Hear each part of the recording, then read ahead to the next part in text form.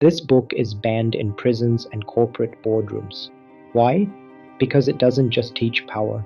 It exposes the hidden game everyone is playing but no one talks about. It lays bare the raw mechanics of influence and control that shape our world. You can choose not to play, but you can't choose to be ignorant of the rules. To remain unaware is to be a pawn in someone else's strategy, constantly reacting to forces you don't comprehend. Understanding these dynamics is not about embracing them for ill intent, but about gaining clarity. Today, we reveal 5 laws from the controversial classic, The 48 Laws of Power. This isn't so you can become a manipulator. Instead, it's a vaccine, a shield of knowledge. It's so you can see the strings and decide if you want to be the puppet, the puppeteer, or simply cut yourself free from the game entirely.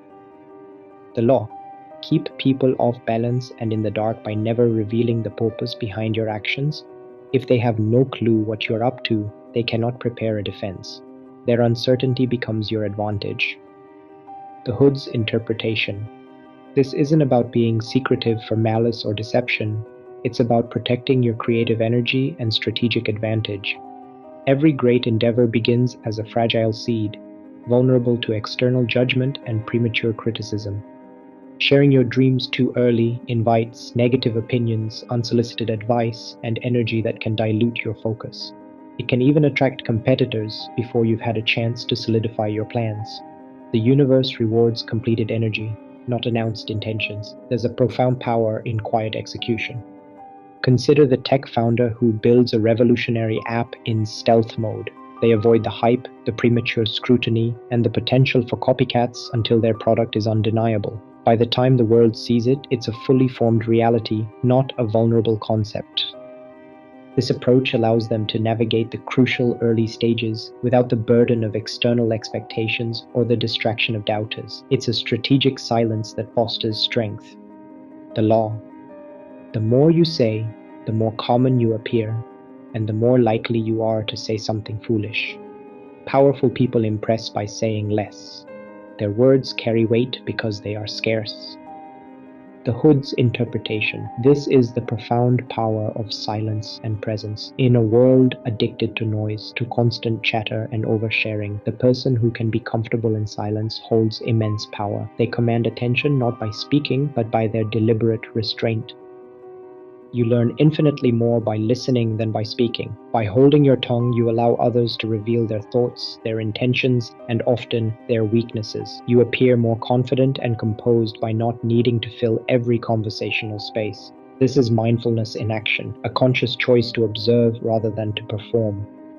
Think of a heated negotiation. The individual who speaks last and least often holds the true power. They allow others to exhaust their arguments, reveal their desperation, and expose their bottom lines. Their eventual words, carefully chosen and delivered, then carry decisive authority. This strategic quietness is a masterclass in psychological leverage. The law. Use the wisdom, knowledge, and legwork of others to further your own cause. Not only will such assistance save you valuable time and energy, it will give you a godlike aura of efficiency and speed. The Hood's interpretation, the ethical twist. The dark side of this law is pure exploitation, a parasitic approach that ultimately erodes trust and loyalty. However, there is a light side, a masterful application of delegation and leadership that elevates everyone involved. A true leader doesn't do all the work themselves.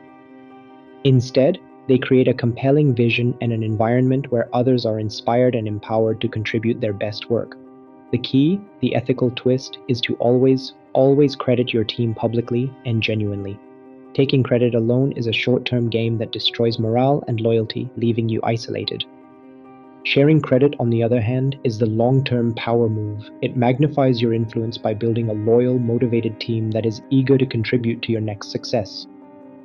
Consider a film director who wins an Oscar. Their power is not diminished by dedicating the award to the cast and crew. It is magnified by their generosity and recognition of collective effort.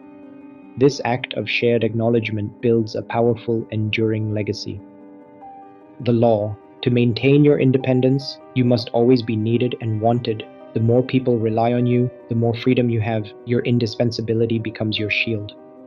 The Hood's interpretation. This law is often misunderstood as creating unhealthy reliance. However, the true wisdom here is not about making yourself indispensable in a specific job role, which can actually make you a trap, limiting your own growth. Instead, it's about making your skills and value indispensable. Become the go-to person for a specific high-value skill or a unique problem-solving ability. This isn't about fostering dependency in others, it's about building undeniable competence within yourself. When your expertise is rare and crucial, you create true leverage and freedom in your career and life. You are not just a cog, you are the engine. Consider the employee who is the only one who truly understands a key legacy coding language, or who has cultivated an irreplaceable relationship with a critical client. They possess inherent negotiating power, not because they are manipulative, but because their unique contribution is essential. Their value is self-evident, granting them autonomy and influence. The law: too much circulation makes the price go down. The more you are seen and heard from, the more common you appear. Withdraw before you become stale. The Hood's interpretation: this is the spiritual law of detachment and strategic scarcity. In our hyper-connected world, constantly seeking validation and maintaining an omnipresent digital footprint on social media or in your social circle can inadvertently devalue your presence. Constant availability diminishes perceived worth. By creating strategic absence, by choosing when and where to engage, you become more valued. Your presence becomes an event, not a given. This principle applies to relationships, business, and even content creation. It's about prioritizing quality of connection over quantity of attention, depth over breadth. Think of the artist who doesn't oversaturate the market with their work, instead creating anticipation for their next masterpiece. Or the individual who isn't always available, making their time and attention feel more precious and sought after. This deliberate withdrawal elevates your status and ensures your contributions are truly appreciated. These laws are not inherently good or evil. They are profound descriptions of human nature, distilled observations of how power operates in the world, whether we acknowledge it or not.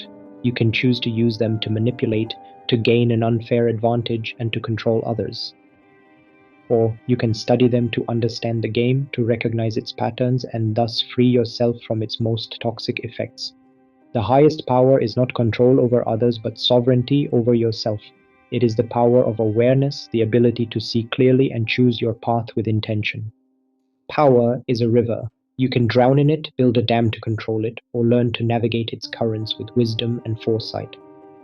Subscribe to The Seeker's Hood for more decoded wisdom and strategic insights. Comment below, which one of these laws have you seen played in real life, and how did it impact you? Share this video to spread awareness, not manipulation, and empower others with this crucial knowledge.